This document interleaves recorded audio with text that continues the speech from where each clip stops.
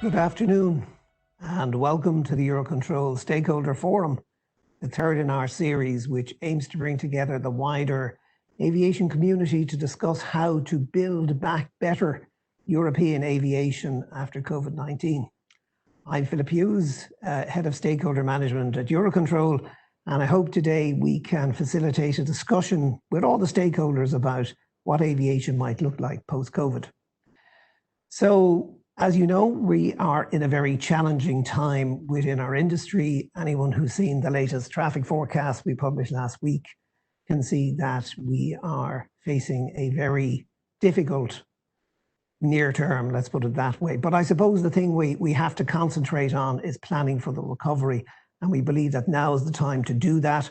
And also it gives us an opportunity to think about what aviation might look like post-COVID. So, as you know, digital ATM is a central plank of European policy to increase efficiency, resilience and scalability. We have a lot of documents in terms of what it might look like, everything from the airspace architecture study to the master plan to even recently the Cesar Strategic Research Initiative agenda, which we published together with the SJU, which outlines how we might get there. Today we wanted to step back though and think a little bit about what it will actually look like. Why should we continue to invest in ATM? And probably more particularly, how can we do that in a more innovative way and deliver the solutions much more quickly to the marketplace? We'd like to talk about some of the potential blockers to doing this, whether it's technical, financial, institution or regulatory. And also perhaps discuss a little bit about what lessons we could learn from other industries who are also going through the process of digitization, because aviation is not as unique perhaps as we might think it is. So for this webinar, I'm delighted to say we've lined up a very impressive panel, and I have the pleasure to introduce you to Jean Ferret, VP of Airspace Mobility Solutions at Thales, Tanya Grobatek, the Director European Affairs at CANSO, representing the ANSPs, Eric Nantier, Senior Director Operations, Optimization and Development at Swiss, who will represent the airline view, and finally, Laurent Renou, Head of Air Transport Innovation at EUROCONTROL's Experimental Centre in Bretigny. So each panelist will start out by presenting their perspective and high-level views on the big question we have today, which is what will digital European airspace look like? After they've done their presentation, I'll open the floor to a Q&A session. So if you use the chat function, which you see on the screen, you will have an opportunity to ask questions and perhaps influence a discussion in terms of what you think might be important. So without further ado, I'd like to hand the floor over to Jean Ferret and ask him to give us his views on digital ATM. Jean. Thank you, Philippe. Hello, everybody. It's a great honor and pleasure to be part of this panel. And with no further ado, I'll just get right into the topic, which is basically as we recover from this crisis, what at stake when we talk about digitalization. In a nutshell, digitalization used to be a nice to have, and what I'm trying to share today is that it's actually a complete must-have for the survival and the recovery of our industry.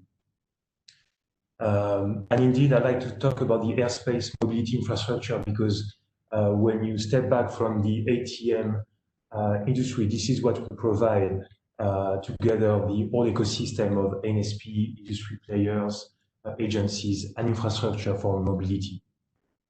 I want to start with something that happened, and maybe some of you noticed it or not, in the latest week. It's what I like to call weak signal. US Air Force has performed the first ever code change on a flying aircraft using Kubernetes technology. So this looks like not much, but actually it's quite important. It means Kubernetes container orchestration technologies is something that has been open sourced by Google, but it's one of the, I would say, core infrastructure technologies that is used today commonly by large cloud players and all pure digital players. So it's interesting that for many years, we've been hearing that in the aviation space, because of safety, a lot of those technologies were not going to be able to be actually used. Well, today, there's a clear sign, that can mean anything, what I share on my screen, that this is going to happen, and not only actually for air transport ATM systems, but even for systems that are on board the planes. The only question is who will do it and how fast it will come. So, two things about why a digital uplift is a must actually for ANSPs to embrace the airspace mobility paradigm shift. First of all, hardware agnosticity, cyber resilience are exactly what is at stake. One of the things that's really blocking our industry today is the highly expensive hardware refresh. Secondly, automation, safety, and AI implementation will have to be delivered through a digital,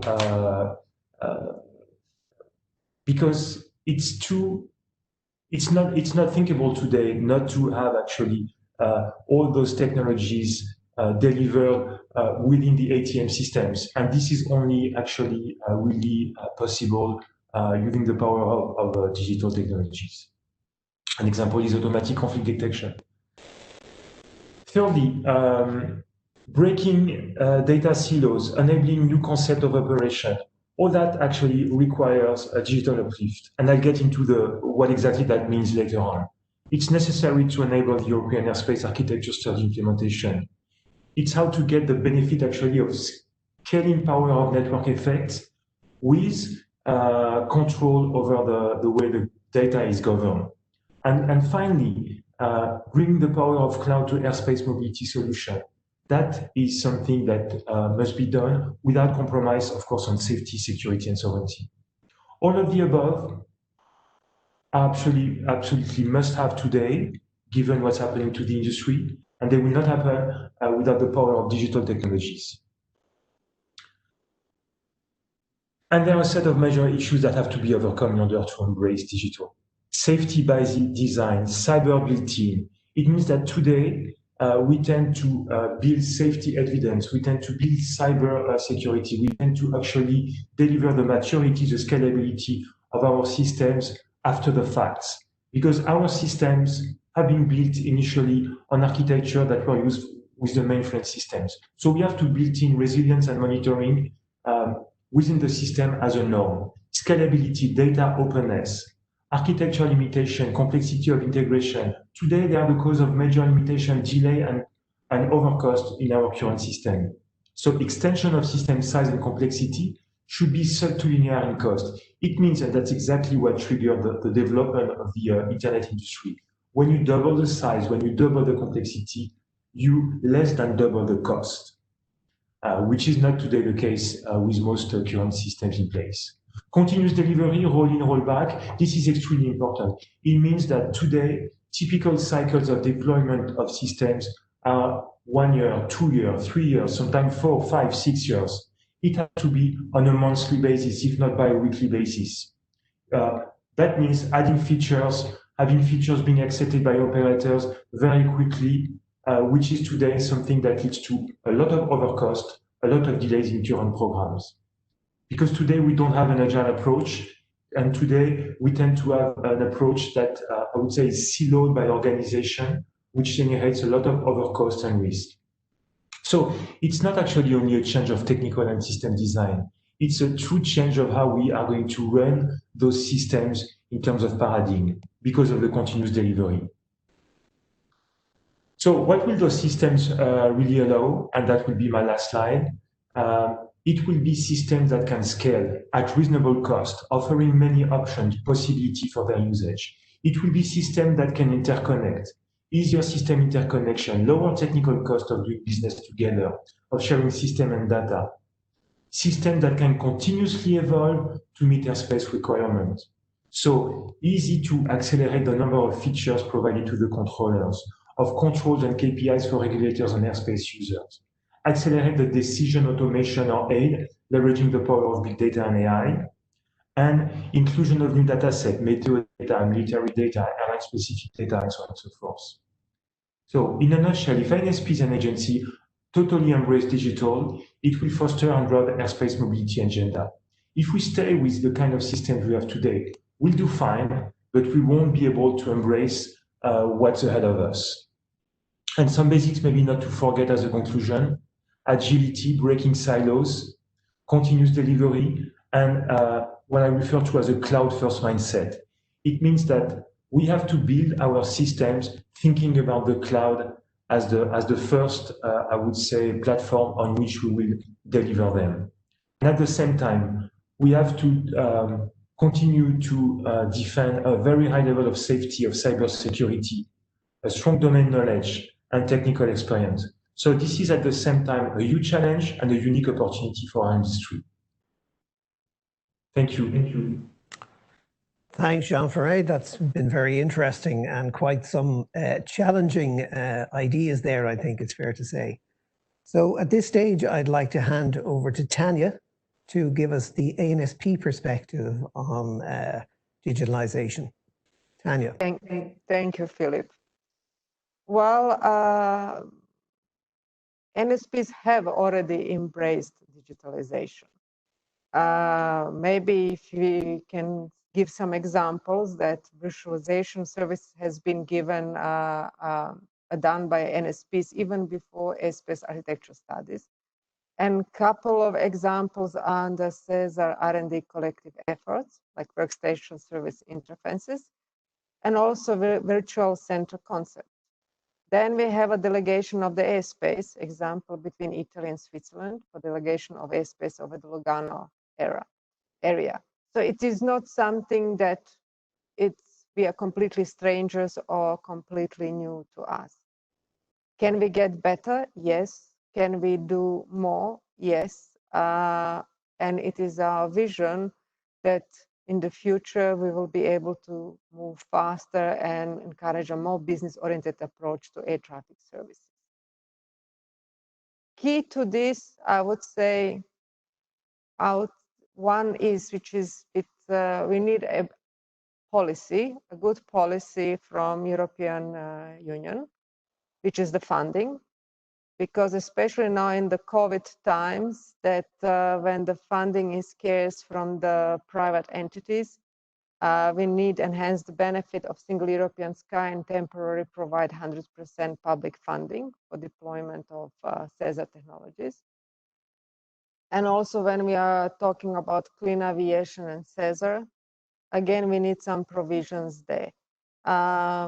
Example is that in June, together with some other association, like even Airline Association and Aircraft Manufacturing Association, we did written and call Commission to help us to enable funding. Because despite the COVID, despite the crisis and aviation industry being severely hit, we must not stop innovation and we must continue. How it's about us to organize ourselves, but we also need a policy makers to enable us to deliver. Okay, thank you, Tanya. I'm glad to hear that we feel you mustn't stop innovation. Interesting to hear that you believe policy can help drive it, obviously, in a very difficult time. So yeah, that's very interesting. Now I'd like to hand the floor over to Eric to give us the airlines perspective. Eric.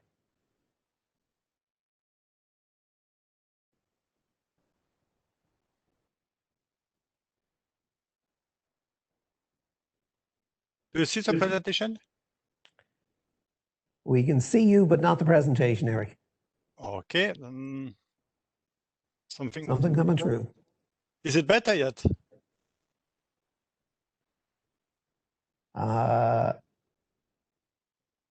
No, we don't see it yet. Okay, keep going.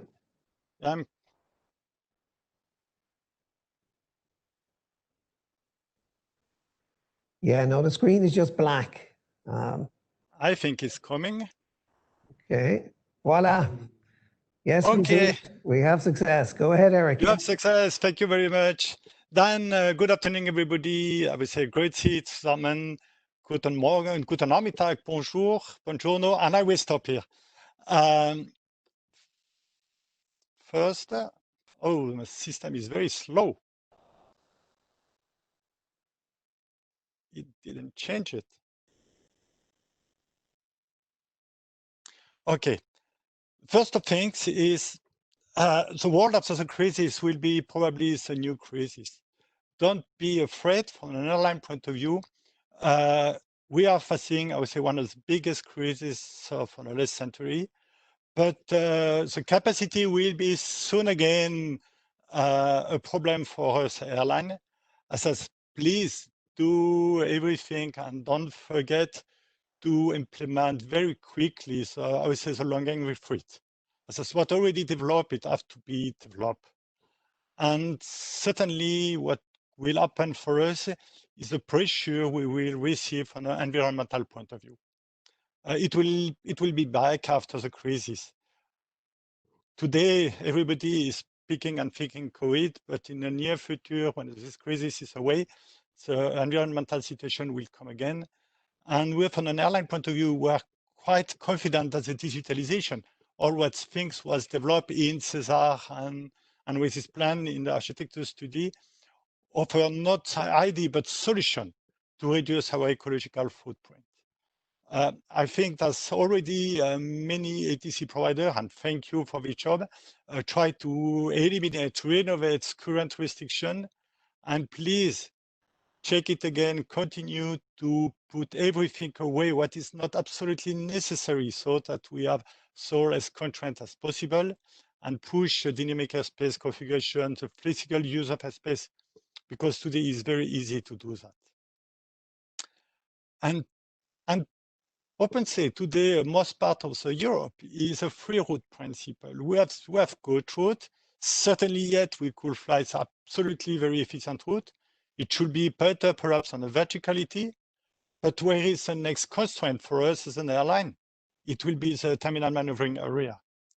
Because if we do nothing, of course, the part in the sky where we as an airline, we will spend time and a lot of fuel, it's a general CO2, will be in the terminal navigation area at the time.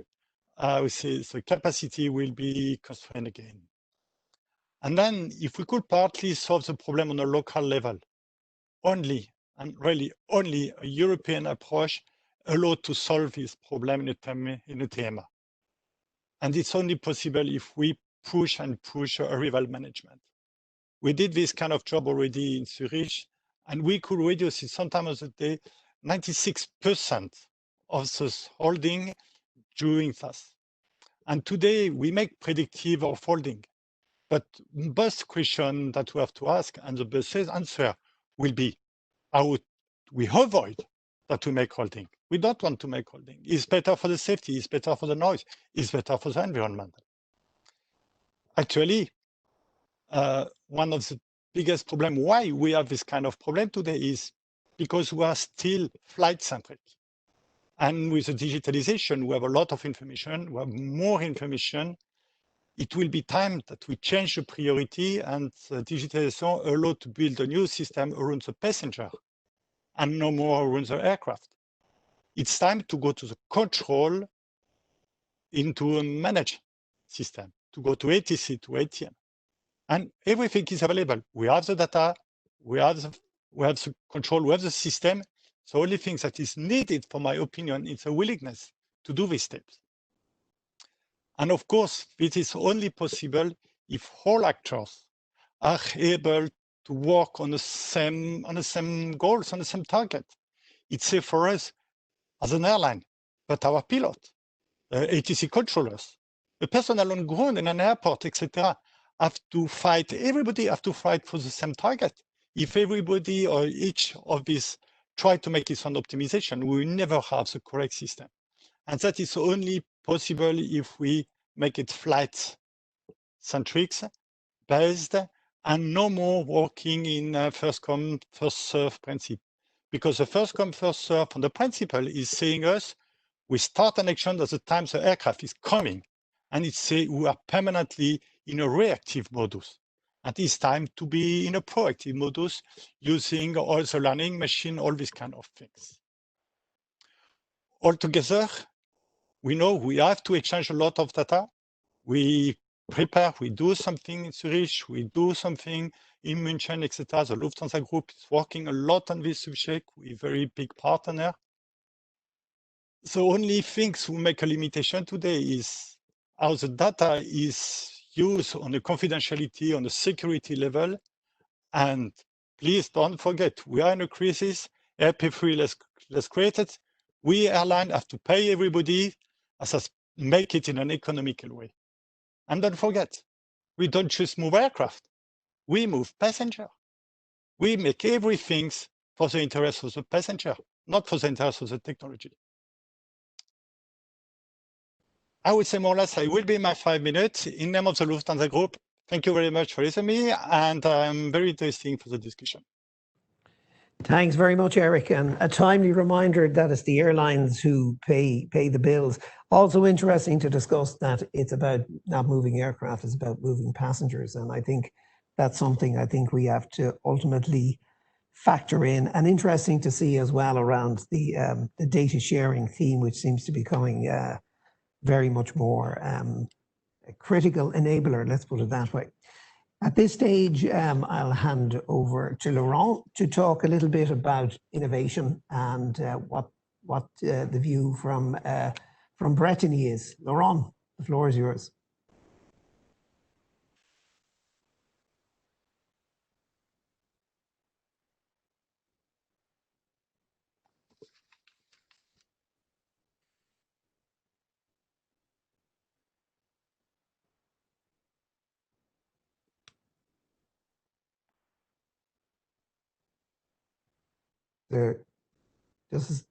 Have you unmuted there, Laurent? Yeah, sorry, I was muted. So good afternoon, everybody. I'm going to start by quoting Van Dorst, CEO of LVNL, but also former EVP Flight Ops of KLM, so I have a strong knowledge of the aviation industry, by saying that aviation went from growth to the crisis, but despite this unprecedented situation, innovation, we need to keep on innovating. And it was mentioned by Jean also, and it was also mentioned by Tanya. So this is very important.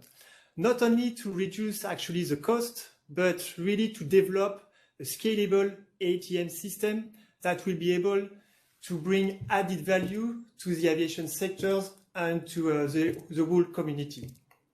So, as it was mentioned, digitalization of the ATM system is really a must. That's important. And the airspace architecture study is still relevant. It's relevant, so in the short term, through the operational excellence program, and the midterm through the Cesar program. And so you mentioned in your introduction the Cesar strategic innovation initiative, strategic research initiative agenda, where it was mentioned that the innovation is important, but this needs to be more agile. So that's why this agile approach it was mentioned as well by Thales is key. And so through the Cesar 3 program, we need to accelerate the market uptake. So now the initiative, the proposal that EUROCONTROL has is to develop a more agile approach through the development of a European network of innovation labs. So on one side, it is to work closer to the end users, being ANSPs, airport, airspace users, in order to address their needs. So to develop agile solutions and services. And on the other side, so to create local innovation labs and to network all these innovation labs at the European level. So I'm going to detail in the next slide this initiative. So first, in terms of innovation process, we need to combine our expertise, the expertise of the community, with agility. So it will be a 3-step approach within a 6-month cycle. First, the first step is to connect. So to select projects to be developed, needs from the end users, and to create this European network. The second step is to build, so to develop this prototype that will really address the end users' needs. And then the third step is to promote, so to share results, to generate new ideas, and then to make sure that it will be quickly implemented. So we started, actually we wanted to start small, to learn by experience, and then to gradually grow in the next months. So we launched in September the first cycle for 6 months. And so with the connect step during the summer, we have been involved with 7 European airlines and 1 airport. And so they expressed 12 different projects. So 12 different projects has been proposed, and we selected 3 of them. So then we started the build phase from September. It will end in March 2021, and we are building the prototype. In parallel, we are also some discussion with ADP at the Paris Orly Airport. It's under discussion, but to have the first innovation lab there. And then the promote event. So it will be in April 2021, and I'm going to detail a little bit more on this event in the next slides. I say that we need to grow gradually with a target vision by 2023 for Cesar 3 to have this European network of innovation labs. So the idea is to create a network of about 20 innovation labs all over Europe. So to partner with the airports. And it should be not only open to the airport's operational staff or airport's needs, but no, it should be really open to all types of end users. For Eurocontrol, especially Eurocontrol Brittany, to become this innovation hub in order to network these innovation labs. So, and then to build this prototype, to develop this prototype, we'll need to partnership with research centers and university. Like this, we do the link between research and end users. And then on a 6-month basis to have the promote event in order to transfer quickly to the industry what will be developed. Eurocontrol, the goal is not to become an industry. No, we develop prototype, we bring solution, and then the goal is really to quickly implement it for the benefit of the end users. So thanks for this opportunity, because for me it's an opportunity to share to the outside world this initiative, and so it's also an opportunity to call for interest for the second innovation cycle. So that will take place from April 2021 to March 2021. So first in terms of connect, ideation, so it is open until March 2021. Call for project, needs that all type of end users had. We'll try to select 5 to 10 different projects, also depending on our capacity to develop these. And then the build phase will start from April to September. So it's a call also for partnership with airport to have this local innovation lab, and under preparation, discussion with the research center, universities, to bring them on board and help us to develop this prototype. In April 2021, we'll have this promote event. First, we'll share actually what has been done in the first innovation cycle. It will be also a presentation of the selected project for the second innovation cycle.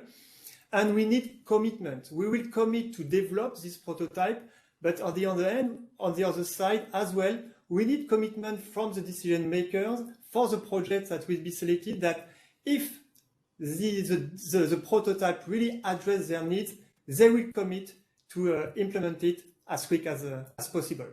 So thanks, and now the floor is yours for the questions.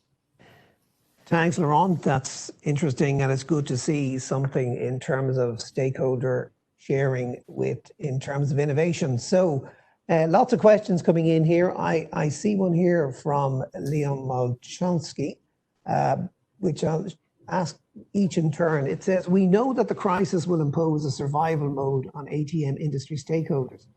How do we keep digitization investments high in the agenda and priorities? So Jean-Ferré, I'll start with you.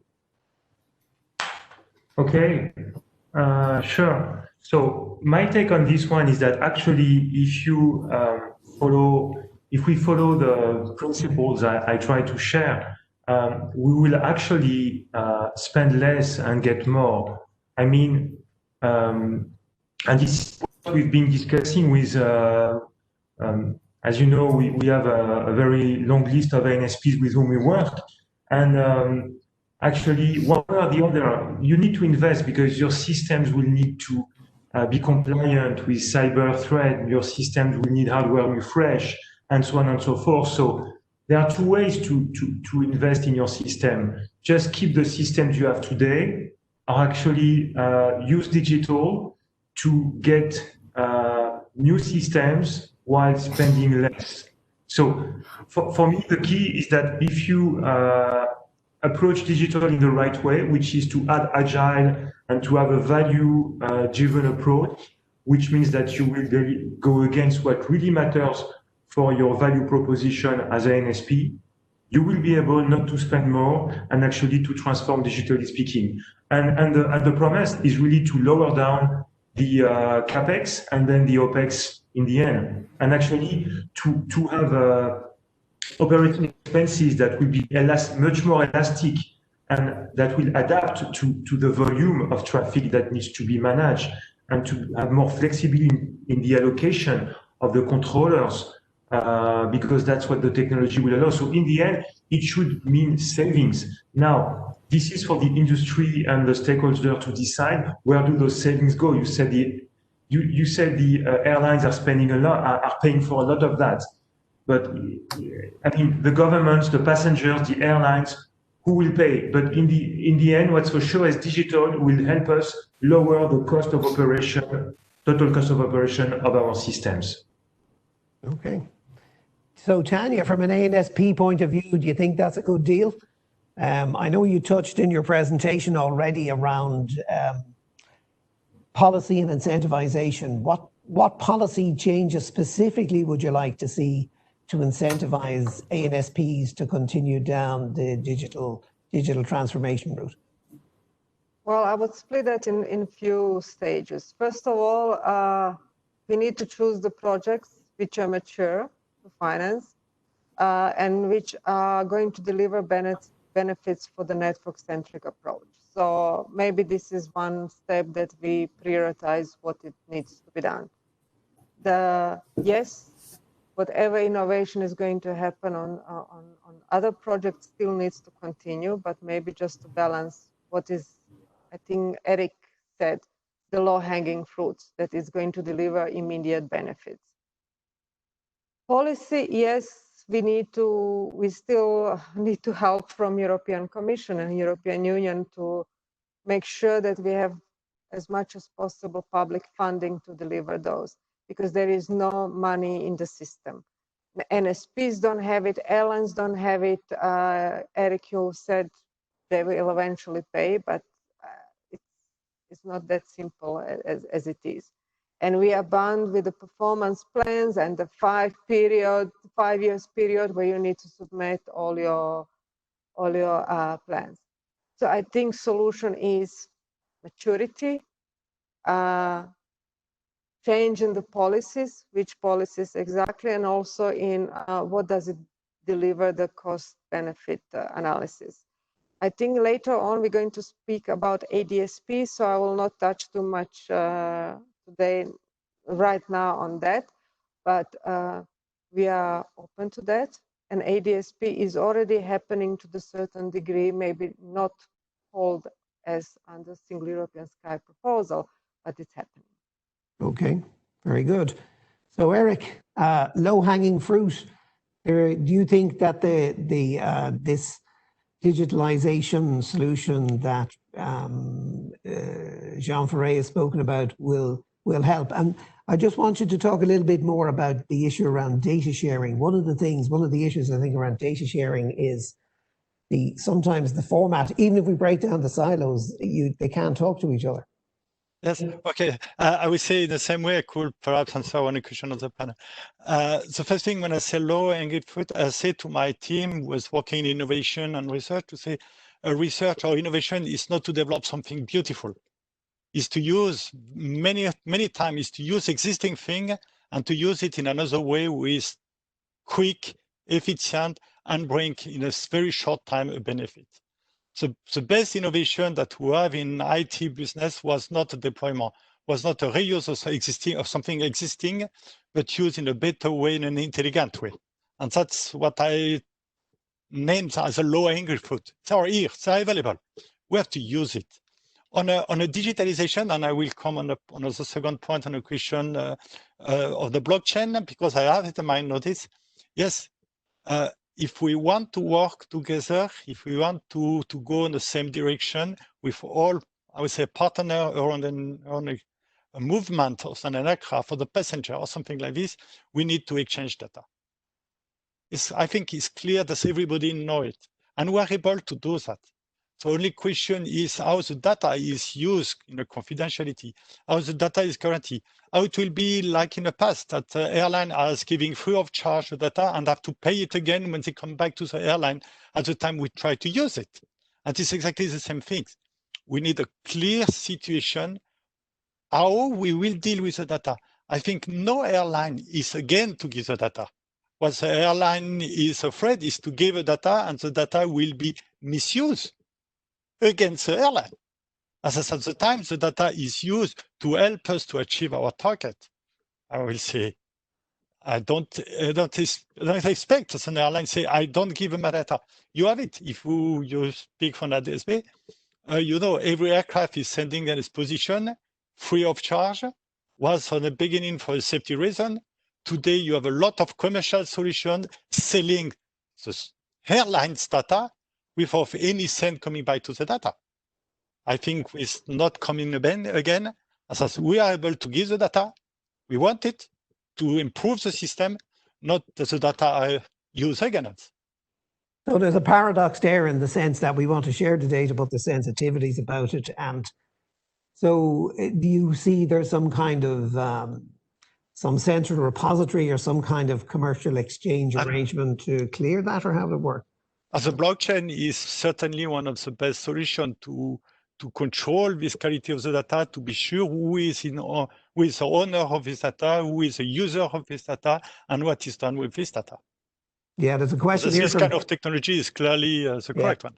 Yeah, because Simon Brown, I see one question there. Does the panel see a role for blockchain to accelerate the adoption of swim data exchange using the public cloud that can scale? And we are working in one today in an Horizon 2020 project, exchanging data with blockchain already. Okay. Because it's a future, yes, of course. So Laurent, what's your view in terms of how these data exchange issues, and in terms of, for instance, moving to a cloud-based approach, does that create an increased need for innovation in terms of agility and deployment, which is kind of echoes what Jean Ferret has been saying?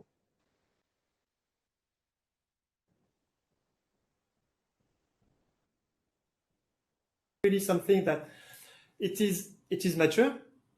So blockchain exists, and then now there is some needs, end user needs.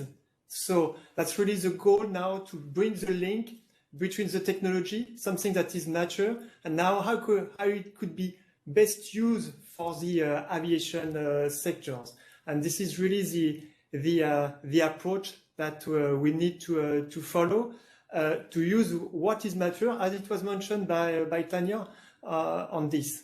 And because as Tanya also was saying, there is a lack of money. It's really difficult now for people, airlines, Ansp to invest, but we know it is needed. So that's why it will be very important through this prototype development to explore and develop things that could bring really added value, a quick return of investment from the end users in order to facilitate this implementation. It's true for blockchain, the same for data, because for digitalization, obviously that will really improve the efficiency of the operations. So to go back to talking about some of the obstacles, Jean-Ferré, while cloud-based solutions are very popular in other industries, obviously every time I talk to somebody in ATM, they talk about safety and cybersecurity as being the kind of the blocker, shall we say, in terms of what that might look like. And we have a couple of questions in here, again, which focus on particularly, it was mentioned that Paul Nearing from IFATCA, for instance, said it was mentioned that safety evidence is not compatible with progress in major programs, causing to fail or delay. How will the safety levels be assured in these circumstances? Well, thank you for the question, Philippe. It's a very important one. We at Thales, I think that a lot of the technologies that are used today in the cloud cannot just be duplicated to be used in aviation. So we need actually to do the work to recreate actually the safety evidence as a built-in characteristic of the software system. And so it's very intense and hard work, and that's what we have been working on for the last, I would say, 3 years. And same goes for the data, by the way. I mean, there is the integrity of the data, and there's a safety element to it. You have to know if this data that you're using is actually truly reliable and how reliable it is, so you can make a decision based on that data.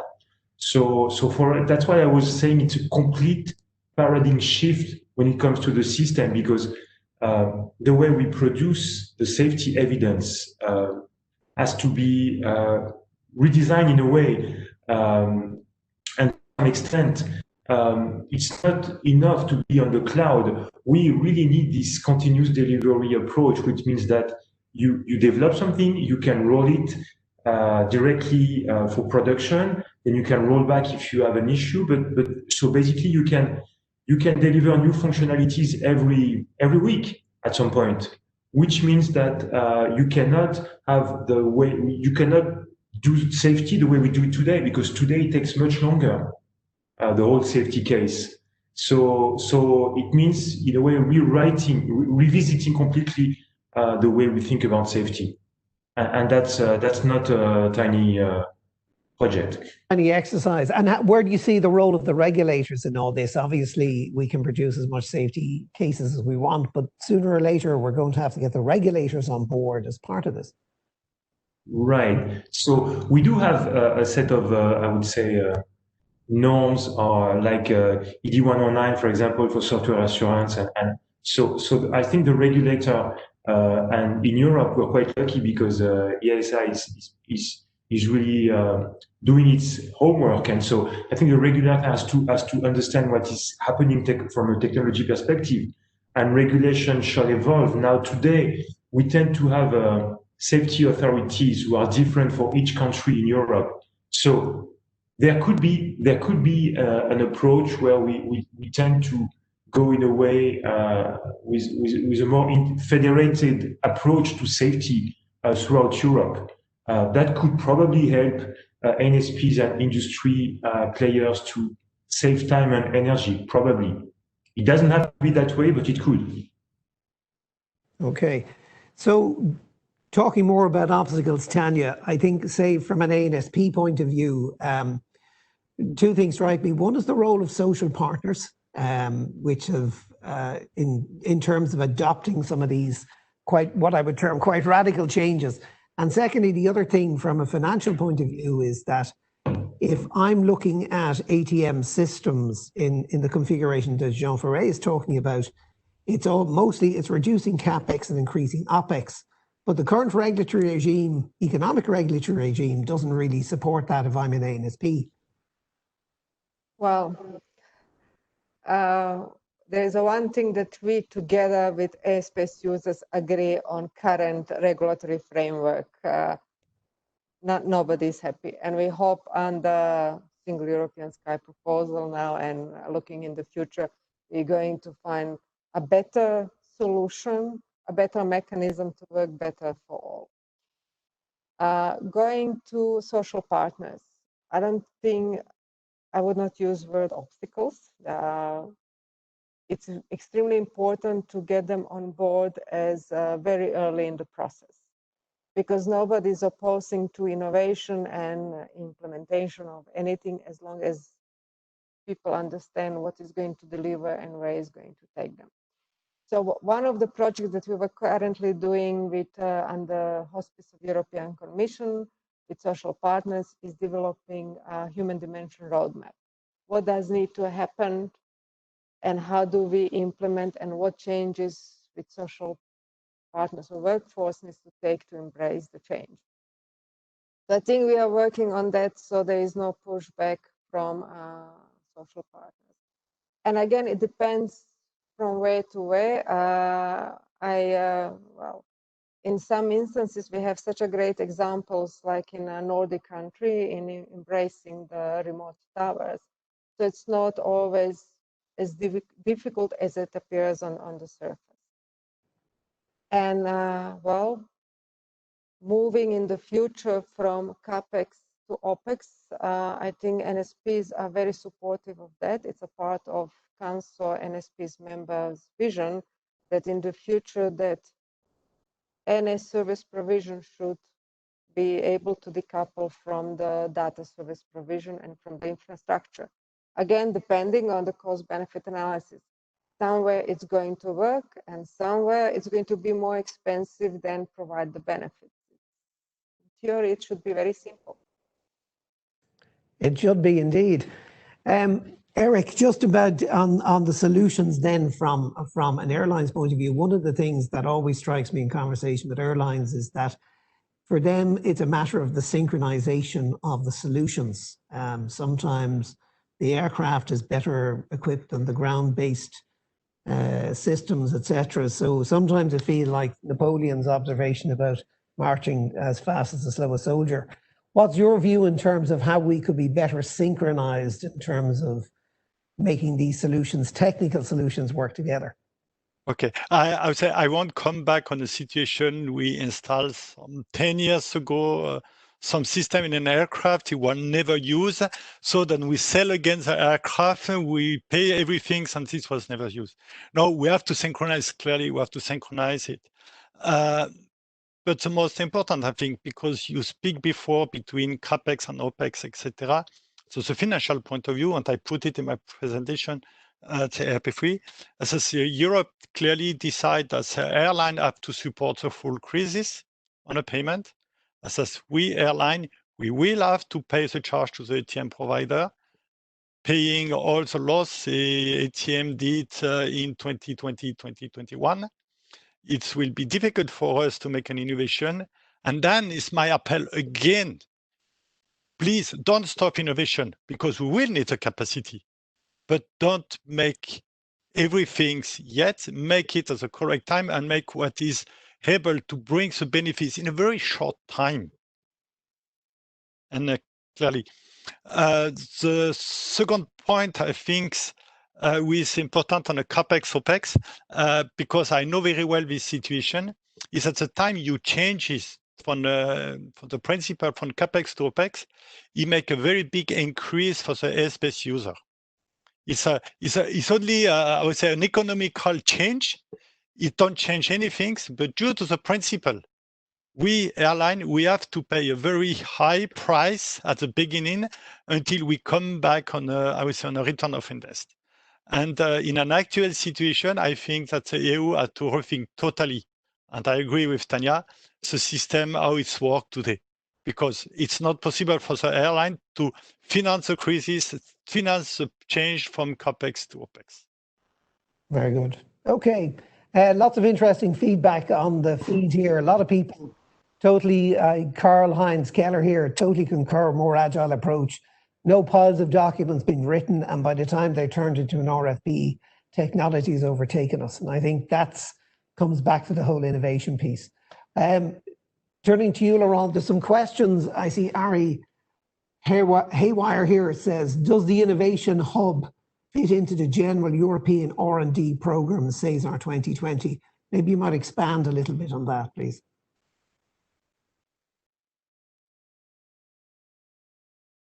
So we are fully aligned with the Cesar program. The idea is really to bring into the Cesar program some agility. We know that the Cesar program, really the strength is to bring all the partners together. It's true for Cesar 2020. When you look at the preparation of Cesar 3, it will be also true. So that's a huge asset from the Cesar program. Now, how we to bring agility in the program? This is really the initiative that we like to bring forward. Well, in order really to develop what the ATMs need in order to be more scalable. So it's there is an alignment with the Cesar program, and to complete it. Good. So Jean Ferret, just in terms of digitization, then I have a couple of questions on air-ground communications. I see Paul Kennedy and I'm just looking down, Nobuleya Lekoto talking about air-ground communications is essential to digitization, but today VTL Mode 2 was unlikely to address a digital transformation alone. There's not much in complementary communications technology in the policy framework like CP1. Should there be support from the EU, do you think, to support the communications element of digitization? So it's a very specific question, and I think the short answer should be yes and no. Sorry.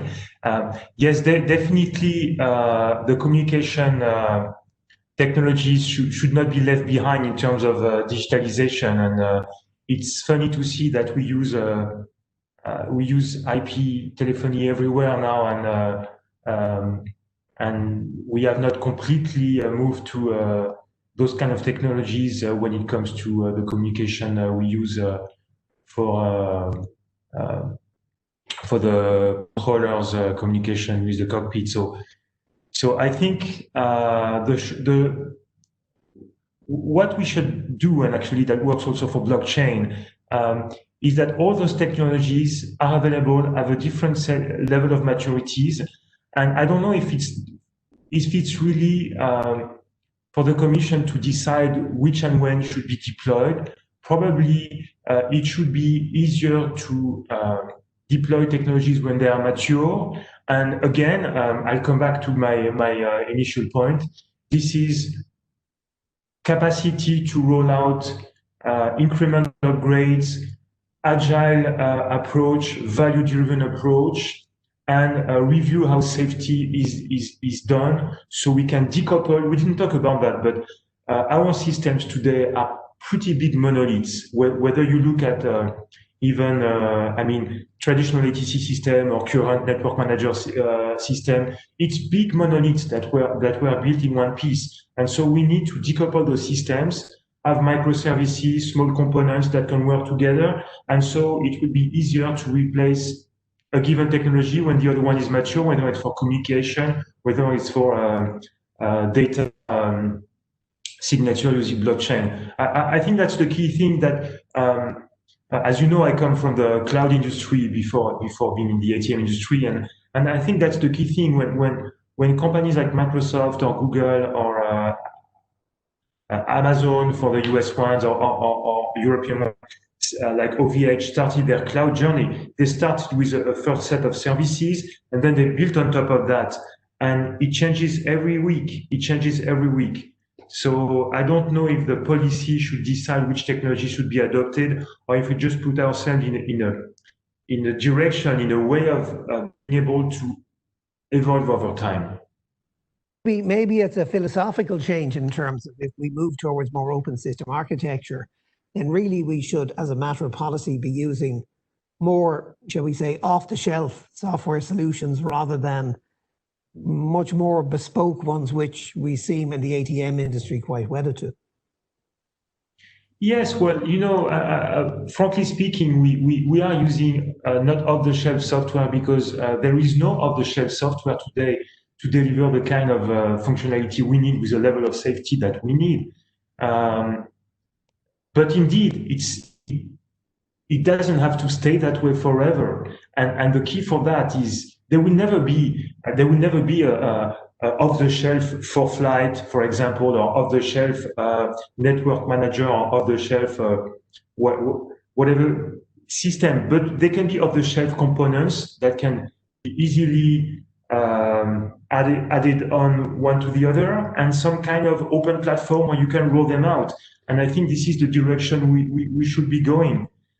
Instead of buying hardware, and it's a direction that every industry has taken. But let's not overlook the difficulty of doing this in our world with the safety regulation that we have to comply with. Okay. So Tanya, leading on from that, one of the policy changes that the Commission have signalled is the creation of ADSPs. And I know that CANSO have had quite a long discussion in relation to that, Tanya. What's your views? What's CANSO's views on ADSPs, and how do you think they should evolve? CANSO supports the voluntary nature of Commission proposal to decouple ATM data service from service provision, where this would bring, again, the cost efficiency benefits. Well, but it's also questionable whether the very economical driven approach to the market, unbundling with very invasive economic oversight of EU level, along with the suppression of member state competence, is what CES really needs at the present time. So, yes, by all means, we need to move that, but we need to understand it is going to be expensive. I think Eric said, it's not cheap to move from CapEx to OpEx.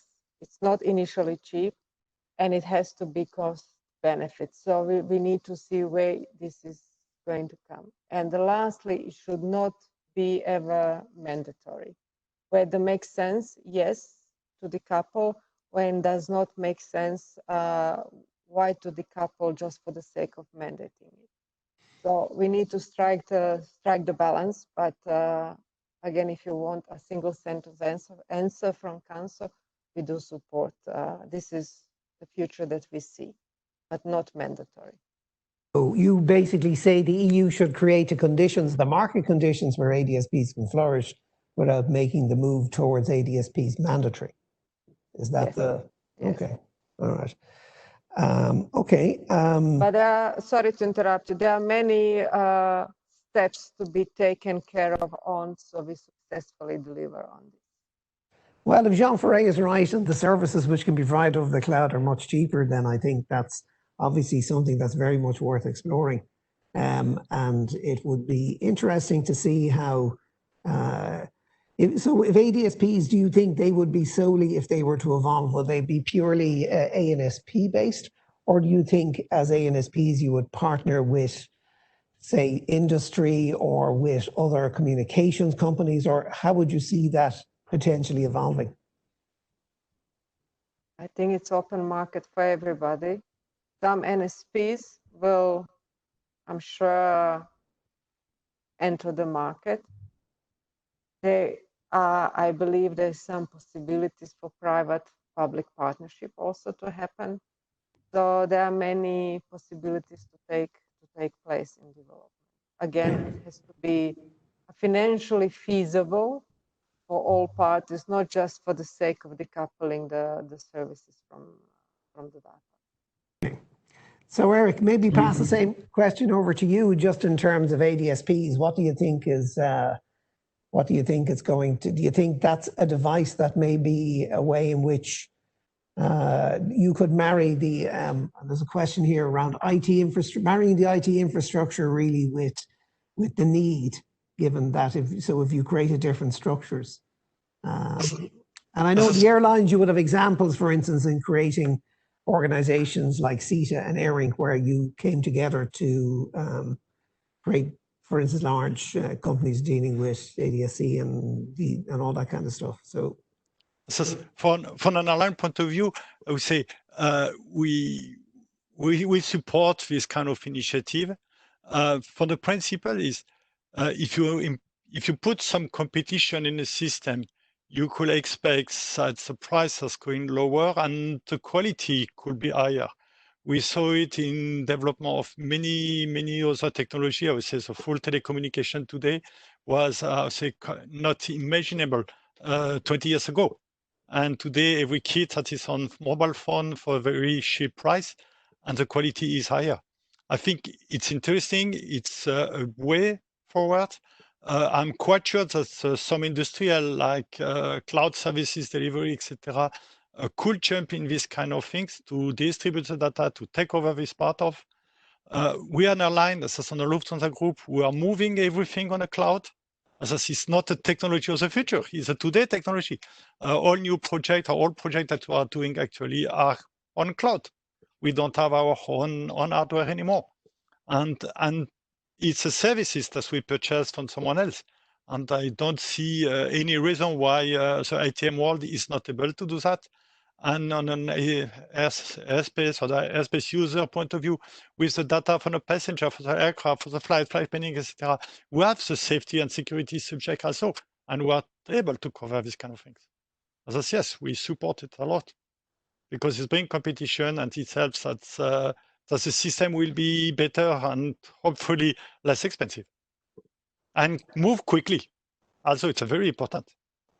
Well, moving quickly and developing prototypes. If I talk to Laurent, just can you expand a little bit about how the prototypes will be developed? Will it be Eurocontrol? Will it be the partners?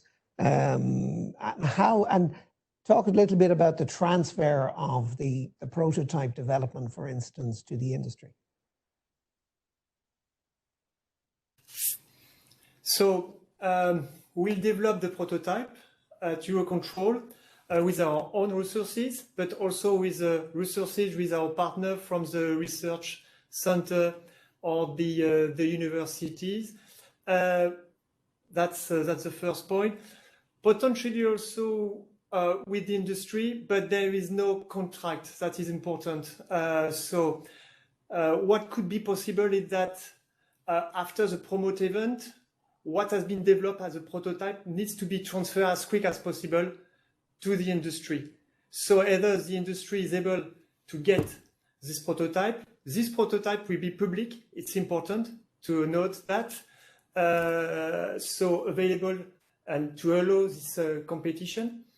But then also one thing that could be possible is that the people from the university or the research center or the university that develops this prototype actually could then industrialize this prototype, and then they could create a startup that will really speed up this implementation. And then at Bretigny, if needed, if this could facilitate, we could become an incubator for this startup in order to really help them in order to quickly implement this prototype. So this is something that Eurocontrol will take the risk through developing this prototype. We will finance it, but then the goal after is really this to be public and push as quick as possible to the industry.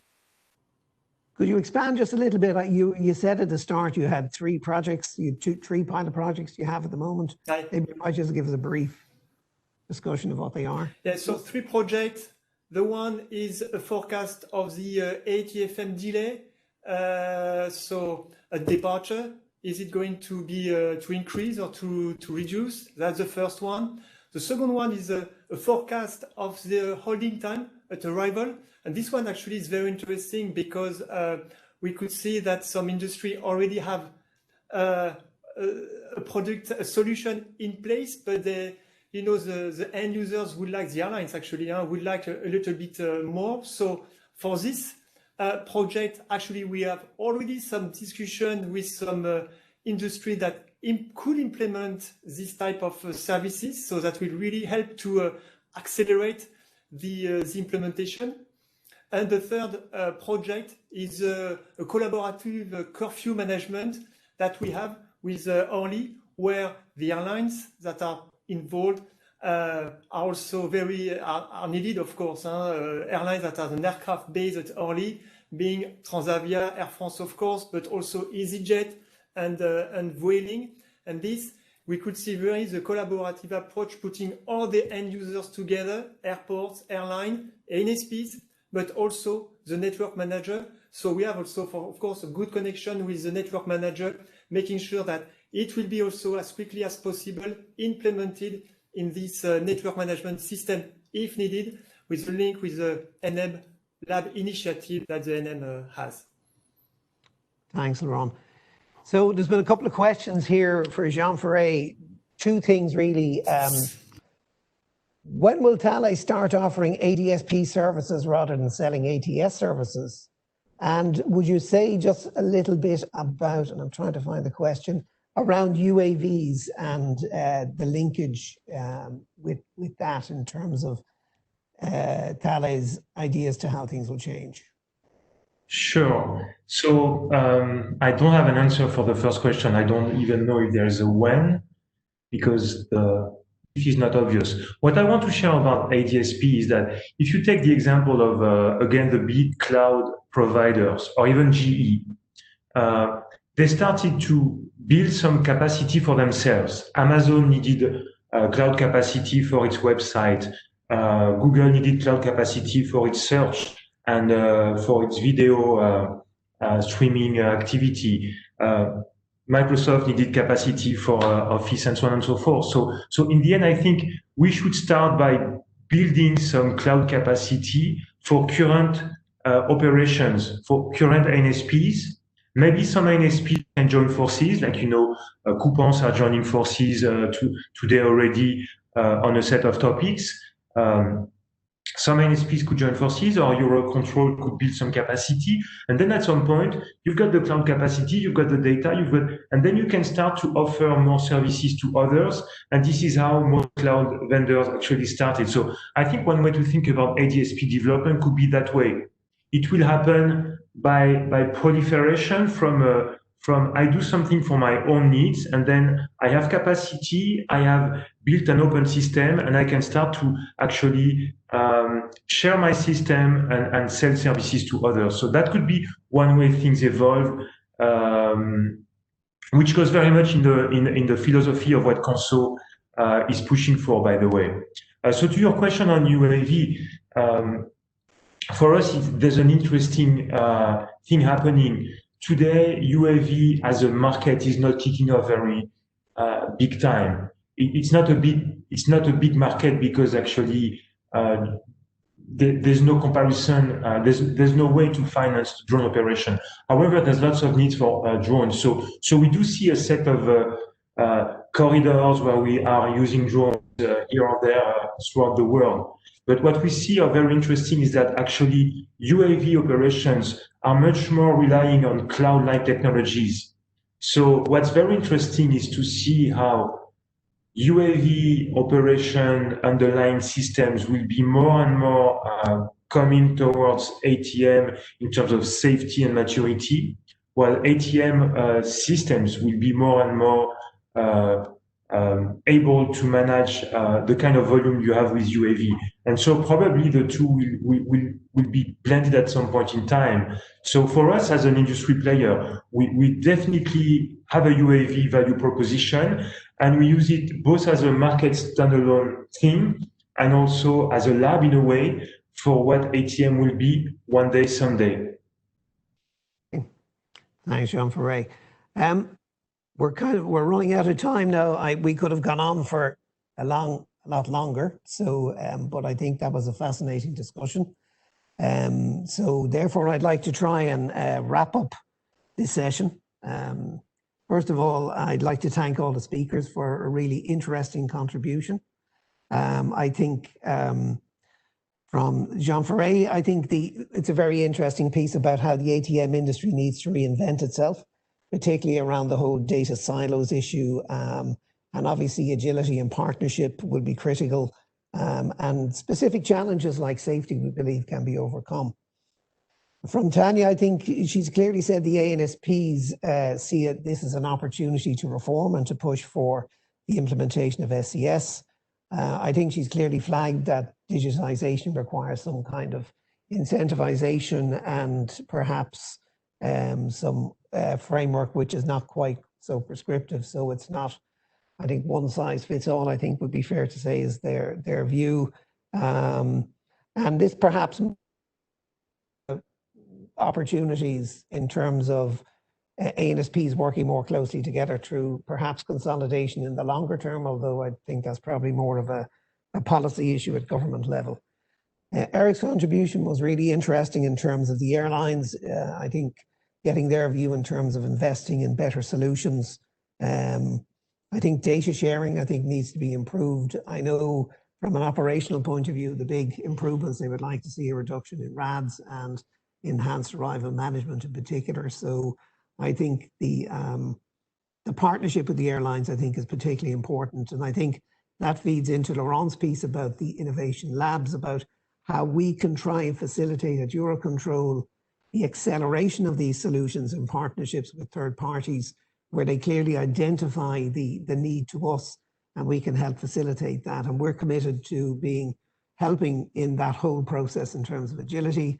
I think Laurent has been very clear about the opportunities which are there. We are actively seeking partners who'll be interested in helping us to do this. So I think this is a very good opportunity for people to consider that. So again, I'd like to thank our panelists today for this interesting and thought-provoking session. I think I'd also just to say that we will be having a final webinar on the 8th of December to talk a little bit about enhancing our ATM performance and decision making. And again, we have a very interesting panel looking at some of those issues, particularly some of the ones which Eric raised in terms of, so if we did have the technical enablers, what is it we could do to make this stuff more efficient and better? So again, it only remains me to thank the panelists. And I also like to thank everyone who asked the questions for contributing, because that made it a much more interesting and interactive session. So I just say stay safe, stay strong, and stay positive. And see you all next time. Thank you very much.